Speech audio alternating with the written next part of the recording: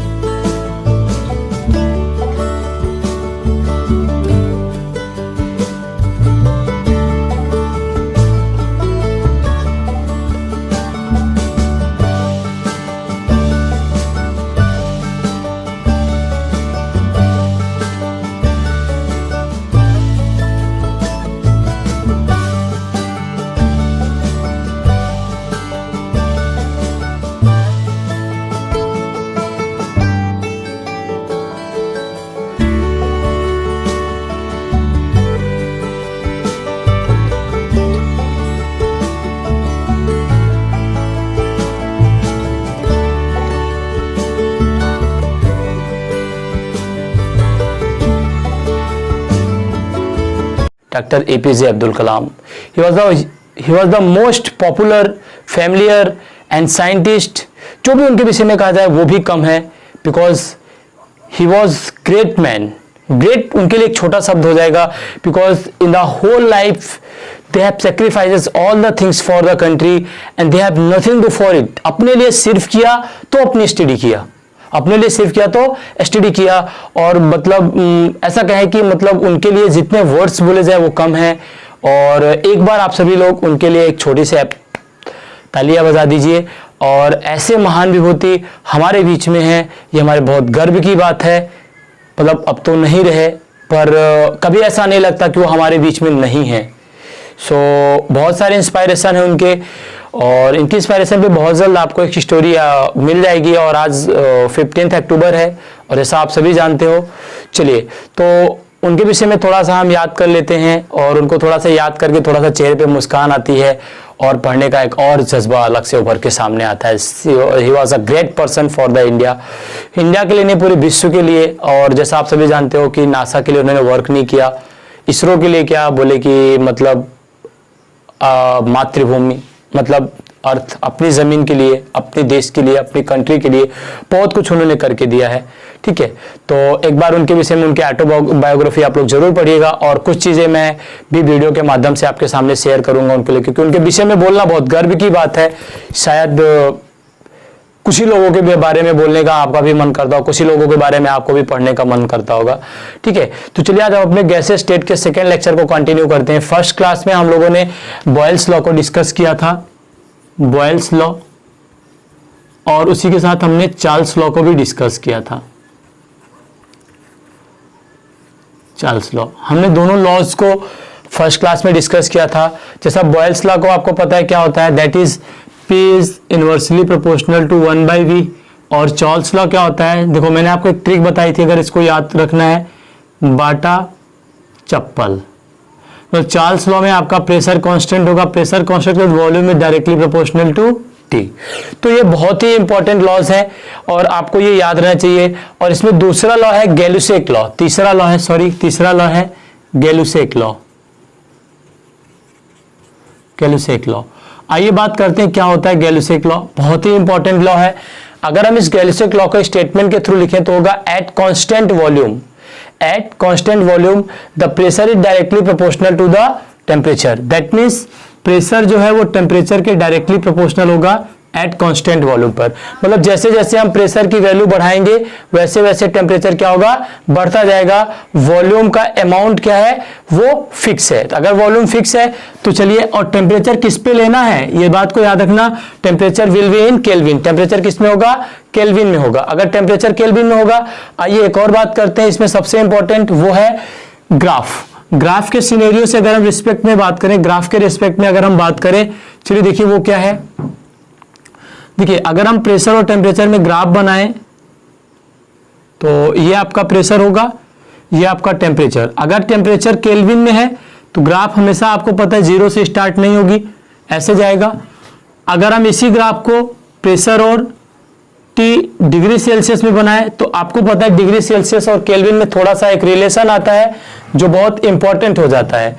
Degree Celsius और relation होता है, तो ये ग्राफ मैंने आपको बताया थोड़ा सा जब डिग्री सेल्सियस आएगा तो यहां से मूव करेगा। ठीक, ये तो टेम्परेचर और डिग्री सेल्सियस की बात हो गई कि जब मतलब आपका ग्राफ प्रेशर टेम्परेचर और प्रेशर T डिग्री सेल्सियस के बीच में बनेगा तब की बात हो गई। अच्छा, अगर इस ग्राफ को हम फिर से एक और ग्राफ में कन्वर्ट करें, वो हो जाएगा जैसे ये, तो P/T वर्सेस T आपको दिख रहा होगा, K इंटू K हो जाएगा कांस्टेंट। मतलब जैसे जैसे आप प्रेशर को बढ़ाओगे वैसे वैसे टेम्परेचर कांस्टेंट। अगर P/T वर्सेस T का ग्राफ बनाए तो देखो यहाँ पे P/T कांस्टेंट है, मतलब टेम्परेचर को हम कितना भी बढ़ाते जाएं P/T तो कांस्टेंट ही आएगा। मतलब P/T दैट मीन्स कांस्टेंट होगा। अच्छा, इसके बाद अगर आप एक काम करो, P/T वर्सेस T में ग्राफ बनाए, एक काम करो आप, एक और काम कर लो, P/T वर्सेस 1/T में ग्राफ बना लो। किसमें, एक PT वर्सेस T में बना लो, PT वर्सेस T में ग्राफ बना लो। देखो जब PT वर्सेस T में ग्राफ बनाओगे तो उस केस में क्या करना होगा, देखो T का इधर आपको मल्टीप्लाई करोगे तो ये आपको PT मिल जाएगा, ठीक है, और साथ में आपको T चाहिए, दैट मीन्स क्या होगा जरा बताओ, K है ये, और ऑलरेडी आपने दोनों साइड T का मल्टीप्लाई किया तो ये हो जाएगा KT स्क्वायर हो जाएगा। क्या हो जाएगा, KT square. PT versus T में बनाया है, ये हमारा Y हो गया, ये हमारा K हो गया, ये X स्क्वायर। और आपको पता है Y square Y equal to KX square क्या होता है, पैराबोला। तो इसका ग्राफ कुछ ऐसे आता है, ठीक है। P equal to KX square का ग्राफ कुछ ऐसे आएगा, PT equal to KT square का। अच्छा, अगर मैं ग्राफ और बनाऊं P versus P/T versus T हो गया, PT/T हो गया। अगर इसको हम P ले लें और P ले लें, 1/T ले लें, तो देखो क्या होगा, P और 1/T का ग्राफ कैसे आएगा। देखो P इक्वल टू ये K है, इसको मैं 1/T लिख सकता हूं कि नहीं लिख सकता हूं, अरे भाई कैसे नहीं लिख सकता बताओ। तो XY equal to constant, 1/T का मतलब ग्राफ क्या होगा, XY इक्वल टू कॉन्स्टेंट। जैसे इसको मैं Y मान लूं तो क्या होगा, Y इक्वल टू M/X, तो हो जाएगा XY equal to M, that means XY equal to constant. और XY कॉन्स्टेंट क्या होता है आपका, हाइपरबोला। हाइपरबोला होता है तो ग्राफ कुछ आपका ऐसा बनेगा, ठीक है, ये थोड़ा सा ऐसे आगे जाएगा, ठीक। तो ये तो कुछ ग्राफ्स हो गए, ग्राफ्स के बारे में यहां से आपसे क्वेश्चन पूछ सकता है। अच्छा, अगर आप P वर्सेस रूट T बनाओ तो P वर्सेस रूट T बनाओ, P वर्सेस रूट T बनाओगे, देखो क्या होगा, हाँ P इक्वल टू आपका है K रूट T का स्क्वायर आएगा, that means Y equal to KX square. That graph will be like this, मतलब ये ग्राफ इसके जैसा होगा, ऐसा कुछ, ठीक है। तो ये आपके कैलकुलस लॉ पर कुछ ग्राफ है जो बहुत ही इंपॉर्टेंट होते हैं एग्जाम के पॉइंट ऑफ व्यू से, और एग्जाम में पूछे भी जाते हैं, ठीक। तो आप इसे नोट डाउन कर लो और सारे ग्राफ को एक बार अपनी कॉपी में यहां से देख करके फिर से बना लो, फिर उसके बाद हम इस पे अगले लॉ पे मूव करते हैं।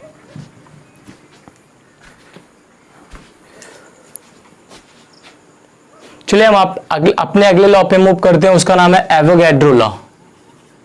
एवोगैड्रो लॉ, एवोगैड्रो लॉ की अगर बात किया जाए तो ये बहुत ही इंपॉर्टेंट लॉ है। देखिए एवोगैड्रो लॉ क्या कहता है, सिंपल सा एक स्टेटमेंट समझिए, अगर प्रेशर और टेम्परेचर को कांस्टेंट रख दूं तो चाहे लिख लीजिएगा, at constant pressure and temperature, at constant temperature and pressure, at constant temperature and pressure volume is directly proportional to n। मतलब यह है कि जैसे आप वॉल्यूम को डील करते हो वैसे आप मोल को डील कर सकते हो, या फिर जैसे आप मोल को डील करते हो वैसे ही आप वॉल्यूम को डील कर सकते हो। कंडीशन सिर्फ एक ही है कि प्रेशर और टेम्परेचर कांस्टेंट होना चाहिए। एट कांस्टेंट टेम्परेचर और प्रेशर पर ये आपका वॉल्यूम में डायरेक्टली प्रोपोर्शनल किसके हो जाएगा, मोल्स के हो जाएगा। इस बात को आपको ध्यान में रखना है। दैट मींस वॉल्यूम में directly proportional two moles eight constant pressure and temperature. चलिए अगर इस पे हम बात करें, एक बात ध्यान दीजिएगा, मैं क्वेश्चन डिस्कस करने जा रहा हूं आपसे। अब मान लो ये हमारे पास CH4 है, ये हमारे पास CO2 है, ठीक है, और ये हमारे पास NH3 है, और ये हमारे पास O2 है। सपोज दैट अगर मैंने ये कहा कि नंबर ऑफ मोल्स कितने हैं, इसके n है, इसके भी n है, और इसके भी n और इसके भी n, सबके नंबर ऑफ मोल्स कितने हैं, n है। अच्छा अगर मैंने कहा नंबर ऑफ मोल्स छोड़ो, आप नंबर ऑफ मोल्स की बात आप छोड़ दो, अगर मैंने ये कहा कि अब आ जाओ नंबर ऑफ मॉलिक्यूल्स की, नंबर ऑफ मॉलिक्यूल्स के, देखो आपको एक बात पता है नंबर ऑफ मॉलिक्यूल्स क्या होता है, मोल्स इनटू Na, ये तो होता है। जब सबके मोल्स कॉमन है तो इसमें आप किससे मल्टीप्लाई कर दोगे, n into Na, n into Na, n into Na, n into Na, इससे मल्टीप्लाई कर दोगे। ये तो बात हो गई नंबर ऑफ मॉलिक्यूल्स की। अच्छा अगर इस केस में हम एक और बात करें, नंबर ऑफ मॉलिक्यूल्स को छोड़ दें, हमने कहा नंबर ऑफ एटम्स जरा पता करो, नंबर ऑफ एटम्स पता करो। आप चले गए नंबर ऑफ एटम्स पता करने। अब देखो यहां पे आपको क्या करना होता है, सबसे पहले आपको नंबर ऑफ मॉलिक्यूल्स पता करना होता है। एटम पता करने से पहले, इलेक्ट्रॉन पता करने से पहले, प्रोटॉन्स पता करने से पहले आपको सबसे पहले नंबर ऑफ मोल्स निकालना होता है, फिर नंबर ऑफ मॉलिक्यूल्स निकालना होता है। तो आपने नंबर ऑफ मोल्स तो निकाल लिया, नंबर ऑफ मोल्स निकालने के बाद आपको नंबर ऑफ मॉलिक्यूल निकालना है। तो नंबर ऑफ मॉलिक्यूल्स क्या है, देखो जरा, नंबर ऑफ मॉलिक्यूल्स आपका क्या है, n into Na, n into Na है। अब आपको क्या करना पड़ेगा, नंबर ऑफ मॉलिक्यूल्स में आपको जो ये नंबर ऑफ एटम, जितने एटम है उससे मल्टीप्लाई करना पड़ेगा। तो CH4 की बात करूं तो एक कार्बन है, 4 हाइड्रोजन है, that means 5 n into Na, ये हो गया। अगर CO2 की बात करूं तो एक carbon, 2 hydrogen, that means 3 n into Na। यहां पे आ जाओ 4 n इंटू Na, यहां पे आ जाओ 2 n इंटू Na। मतलब हम एक बात ये साफ साफ कह सकते हैं कि मोल्स अगर सेम है तो नंबर ऑफ मॉलिक्यूल्स भी सेम आएंगे। That means if the number of moles is same then the number of molecules will be definitely same. Definitely का मतलब सेम ही होगा, इस बात की श्योरिटी है। लेकिन अगर मान लो नंबर ऑफ मॉलिक्यूल सेम है, नंबर ऑफ एटम सेम है कि नहीं, इस बात की गारंटी नहीं होगी। नंबर ऑफ एटम सेम हो भी सकता है और नहीं भी हो सकता है। तो आप लिख सकते हो if the number of moles of molecule is same, if the number of moles is same, then the number of molecules will be same, but the number of atoms may be same और not same. मतलब same हो भी सकता है और same नहीं भी हो सकता है। सेम कैसे हो सकता था, देखो अगर मैं यहां CO ले लूं, इसके भी n मोल हो, क्या हो जाएगा, n इंटू Na मॉलिक्यूल हो जाएगा। मोल्स कितने जाएंगे जरा बताओ, हाँ 2 इंटू n इंटू Na, 2 ही एटम है, 1 2। तो देखो इसके जो एटम्स हैं, देखो O2 और CO के इक्वल आ गए। तो डेफिनेटली इसी चीज की बात हो रही थी कि CH4 CO2 NH3 CO2 O2 और CO। तो आपको नंबर ऑफ मोल सेम है तो नंबर ऑफ मॉलिक्यूल भी सेम होगा, लेकिन यह जरूरी नहीं कि नंबर ऑफ एटम भी सेम आए। ठीक है, तो यहां तक आप नोट कर लो। फिर उसके बाद गैलुसिक लॉ के बाद आपका एक दूसरा लॉ आता है, सॉरी गैलुसिक के बाद हमने डिस्कस किया एवोगैड्रो लॉ। एवोगैड्रो लॉ के बाद आपकी आती है आइडियल गैस इक्वेशन। तो आप इसे नोट कर लो एवोगैड्रो लॉ, फिर हम आगे डिस्कस करते हैं।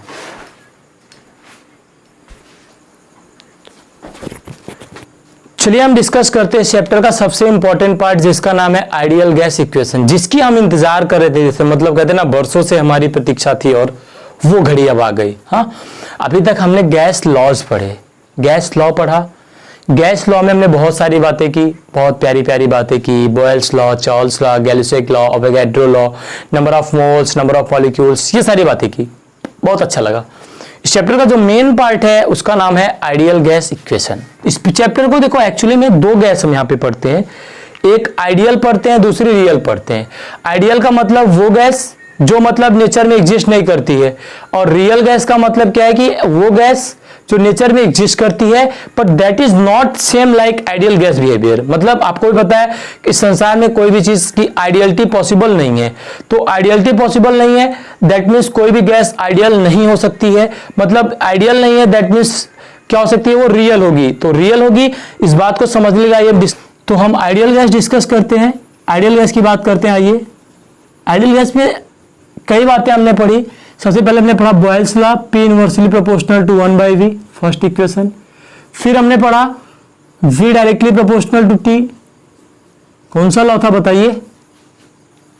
Eight the constant pressure. भाई बाटा चप्पल याद रखो, नहीं तो ऐसे कंफ्यूजन होगी, और कंफ्यूजन होगी तो कंफ्यूजन का कोई सॉल्यूशन नहीं है हमारे पास। हमारे पास सिर्फ और सिर्फ एक सॉल्यूशन, वो है वो याद कराना, समझाना। वो आप समझा दिया तो समझा दिया, आप भूलोगे तो आप मिस्टेक कर रहे हो, इस बात को ध्यान में रखना। V directly proportional to T, आपने पढ़ा P डायरेक्टली प्रोपोर्शनल, बताओ किसके? T के, कौन सा law? Gay Lussac law, third equation. Fourth आपने कौन सा पढ़ा? Volume directly proportional to N। मैंने कहा combine the first, second, third and fourth equation. तो जब आप first, second, third, fourth equation को अप्लाई करोगे तो बेसिकली आप एक बात ये देखोगे कि PV directly proportional to N into T। Actual में दिखा आपको ऐसा लगा P directly proportional to N into T by V, तो मैंने V को इधर ले लिया, PV directly proportional to N into T। तो इस कॉन्स्टेंट को, इस प्रोपोर्शनलिटी को हम हटाएंगे, PV इक्वल टू क्या होगा? NRT। R जो है यहाँ पे गैस कांस्टेंट होता है, तो ये आपकी आइडियल गैस इक्वेशन होती है जिसको हम बोलते हैं PV इक्वल टू NRT। तो जो PV इक्वल टू NRT होता है वो बहुत इंपॉर्टेंट होता है। अब इसमें हम एक एक यूनिट कन्वर्जन को देखेंगे। सबसे पहले एक एक का यूनिट कन्वर्जन देखने से पहले मैं आपको कहूंगा ये आप नोट कर लो और याद रखना PV इक्वल टू NRT होता है। अच्छा एक बात अगर मैं यहीं पे वो बात कर लेता हूं, मैं आगे क्यों जाऊं। डेंसिटी की अगर हम बात करें तो देखो PV, V को ऐसे रहने दो, N क्या होता है? हाँ मोल्स होता है, that means given mass upon molar mass into RT। ये आपके बचपन की इक्वेशन है, बचपन, चाइल्डहुड, जब वो लट्टू लेके घूमते थे, खूब ऐसे नचाते थे, चक्री चक्री चक्री चक्री। बच्चा ध्यान से समझो, अच्छा बच्चों आ जाओ, तो PV इक्वल टू क्या है? NRT। अरे बच्चों ध्यान से देखो, चलो बच्चा आ जाओ, PV equal to W by MRT। आइए P इक्वल टू क्या होगा? देखो मैं M को इधर ले रहा हूं बच्चा, P equal to M equal to W by V RT। ठीक है, तो देखिएगा जरा ध्यान से देखिएगा, बहुत बड़ा गेम होने वाला है। PM equal to DRT, PM equal to DRT, ये डेंसिटी में रिलेशन होता है और इसको हम आपके जमाने की इक्वेशन बोलते हैं। देखो अभी तक यहां से क्वेश्चंस आते थे बचपन से, अब आप बड़े हो गए तो ऑब्वियस सी बात है, बड़े हो गए, बहुत सारी चीजें हो गई, ऑब्वियस सी बात है। तो PM इक्वल टू DRT, चलो चलो चलो ज्यादा दूर नहीं जाते, फिर से आ जाते हैं, एक बार कम बैक करते हैं। आ जाओ आ जाओ, बोलो बोलो बोलो, अरे बोल दो। तो क्या होगा? PM equal to DRT, PM equal to DRT हमने डिस्कस कर लिया।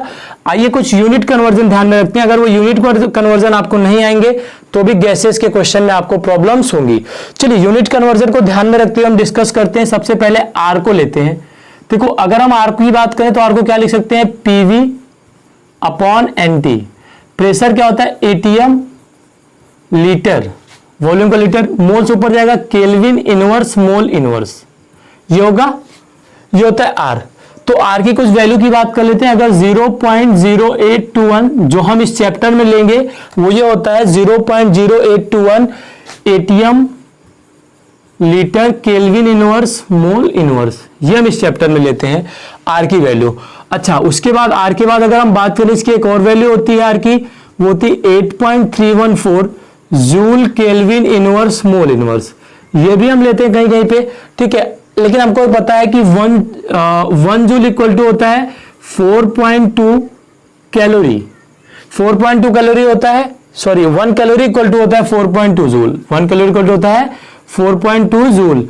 तो अब इसे कैलोरी में बदलना है तो 4.2 से डिवाइड कर दो, तो R इक्वल टू आ जाएगा आपका 1.98 calorie kelvin inverse mole inverse.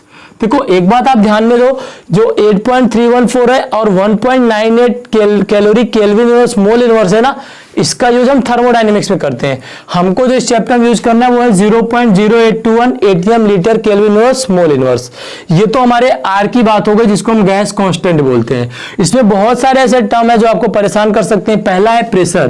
देखो प्रेशर हमको पता है, प्रेशर के बहुत सारे कन्वर्जन्स होते हैं। अगर उस कन्वर्जन्स को आप ध्यान में रखोगे तो आपको प्रॉब्लम हो जाएगी। सबसे पहला कन्वर्जन है 1 ATM equal to 1 ATM equal to होता है हाँ, अगर 1 ATM की बात करें तो 1 इंटू 10⁵ पास्कल। कितना होता है? 1 इंटू 10⁵ पास्कल। सॉरी 1 नहीं होता इसमें, 1.013 1 ATM equal to 1.013 into 10⁵ pascal and that will equal to 1.013 bar. तो अब देखो, अगर आपको एटीएम को बार में कन्वर्ट करना है तो ये वैल्यू रख दो, और अगर आपको बार को पास्कल में करना है, एटीएम को पास्कल में करना है, तो आप ये कन्वर्जन याद रखो। तो लेकिन मेरी एक बात याद रखना है, इस चैप्टर में अगर क्वेश्चन करना तो सबसे पहले एटीएम, लीटर और आर की ये वैल्यू, इससे डील करने का ज्यादा से ज्यादा प्रयास करना। अगर आपको ऐसा लगता है कि सारे कन्वर्जन्स बार में है, यहां भी बार की वैल्यू दिया हुआ है, then fine, then you can choose the other option. But at that time if अगर आपको सारे ऐसे वैल्यूज दिए हुए एटीएम वगैरह में दिए हुए, तो एटीएम प्रेशर के लिए, वॉल्यूम के लिए लीटर यूज करना। ठीक है, एक बात और देखो, 1 ATM को हम ऐसे भी लिखते हैं 760 centimetre HG mmHg that will equal to 76 centimetre HG। मतलब ये कि अगर एक एटीएम की बात करें that will equal to 760 mmHg, या फिर ये 76 सेंटीमीटर HG भी इसको हम लिख सकते हैं। अच्छा, एक चीज और भी इसको लिख सकते हैं हम, वो लिख सकते हैं 760 टॉर। टॉर भी इसकी यूनिट होती है, तो हम उसे भी लिख सकते हैं। तो 1 ATM equal to 760 mmHg, 76 centimetre HG, 760 torr. अच्छा, ये तो प्रेशर की बात होगी। कभी कभी वॉल्यूम भी हमारे लिए प्रॉब्लम क्रिएट कर देता है। देखो एक्चुअल में क्या है, वॉल्यूम प्रॉब्लम तो क्रिएट करेगा ही, और क्यों नहीं करे, उसका हक बनता है वॉल्यूम को प्रॉब्लम क्रिएट करना। ठीक है, वॉल्यूम प्रॉब्लम क्यों नहीं क्रिएट करेगा? चलो देखो, हमको पता है कि 1 मीटर इक्वल टू क्या होता है, 10 डेसीमीटर। मैं एकदम बेसिक लेके चल रहा हूं, ठीक है, एकदम बेसिक की एक एक बातें बता रहा हूं। हो सकता है आप में से बहुत लोगों को आती हो और कुछ लोगों को नहीं आती हो, पर मैं ये मान के चल रहा हूं कि आपको नहीं आती है, आपको आता है, वो आपकी क्वालिटी है।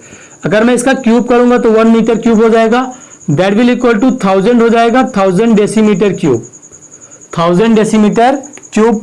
तो 1 मीटर क्यूब इक्वल टू सकते हो आप 1000 लीटर। इसका मतलब ये हुआ कि 1 डेसीमीटर क्यूब इक्वल टू क्या आया, 1 litre, and 1 litre equal to होता है 1000 ml, और 1000 ml का मतलब हो गया कितना, 1000 cc क्यूब, कि 1 ml equal to 1 cc cube. तो आप यहां पे बोल सकते हो 1 ml इक्वल टू 1 cc। तो इंपॉर्टेंट है ये फॉर्मूले, आपको ये याद रखना है। तो ये हमने आर प्रेशर वॉल्यूम में देखा, ठीक है, ये हमने रिलेशन देखा आर प्रेशर और वॉल्यूम में। आ जाओ टेम्परेचर के पास चलते हैं। टेम्परेचर क्या होता है जरा बताना। हाँ, T इक्वल टू होता है किसमें, केल्विन में बात कर रहे हैं, तो क्या होगा, T degree Celsius plus 273 degree, 273 का ऐड कर दो तो केल्विन आपका किसमें हो जाए, केल्विन में आपको वैल्यू मिल जाएगी। अच्छा, अगर उसके बाद इसी वैल्यू को हम बात करें किसमें, अगर इसी वैल्यू की हम बात करें, देखो अगर इसको हम कर दें डिग्री सेल्सियस को C/5 इक्वल टू, एक फॉर्मूला होता है C/5 इक्वल टू F-32/9। यहां से आप टेम्परेचर को, डिग्री सेल्सियस को फ़ारेनहाइट में कन्वर्ट कर सकते हो। तो ये एक फॉर्मूला होता है C/5 इक्वल टू F-32/9। ठीक है, तो यहां पे हमने सारे लॉज, आइडियल गैस इक्वेशंस और यूनिट कन्वर्जन को नोट किया। आप ये नोट कर लो, फर्दर आगे कंटिन्यू करते हैं।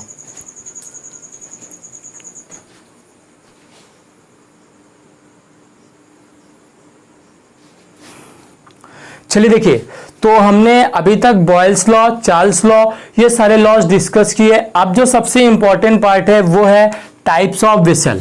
क्या है, types of vessel, types of vessel.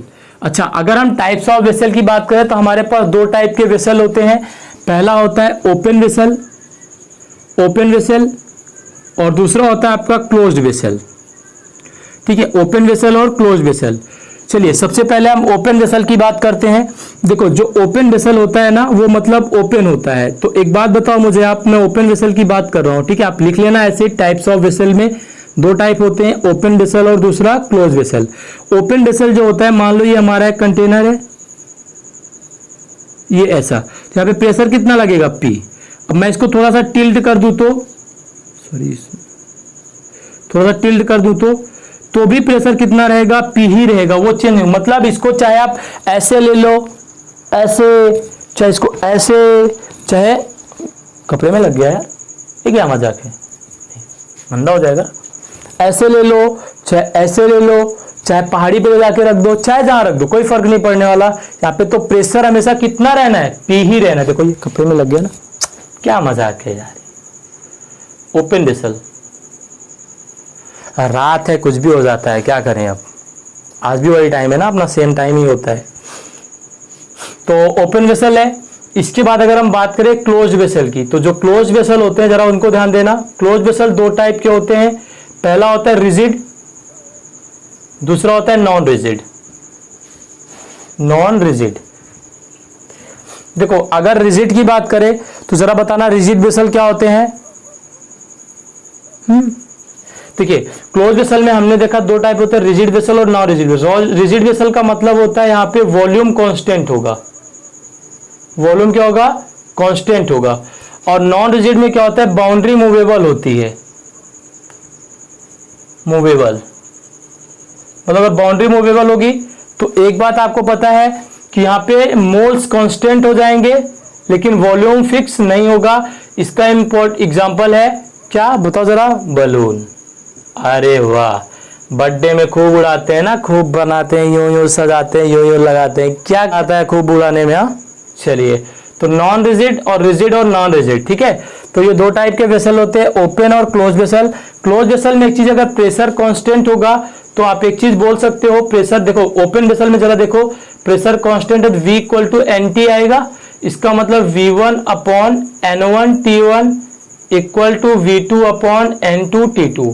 तो ये अपने दो टाइप के वेसल होते हैं, एक आपका ओपन वेसल, दूसरा आपका क्लोज वेसल। तो यहाँ पे हमने सारे लॉज को खत्म किया, आइडियल गैस इक्वेशन देखी, यूनिट कन्वर्जन देखा, ये सारी बातें हमने यहाँ पे डिस्कस की। यहाँ पे हमने वेसल्स को पढ़ा, open vessel, close vessel.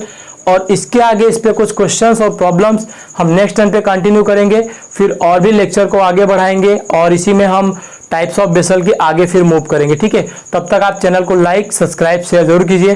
Thank you for watching success chemistry.